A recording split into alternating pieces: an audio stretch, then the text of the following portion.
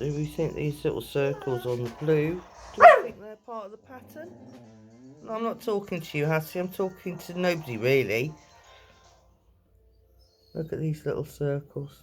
Can you see them anywhere else? Little circles coming straight through. I mean, I guess it doesn't look like much, you know, but this has gone straight through a coat. This is the stuff that dries to a fine white powder, which people will inhale. They will, Hattie, they will. It's toxic. It's dangerous.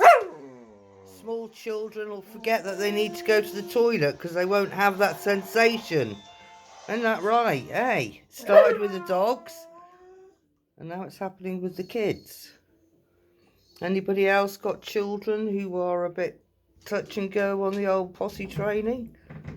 Especially at night?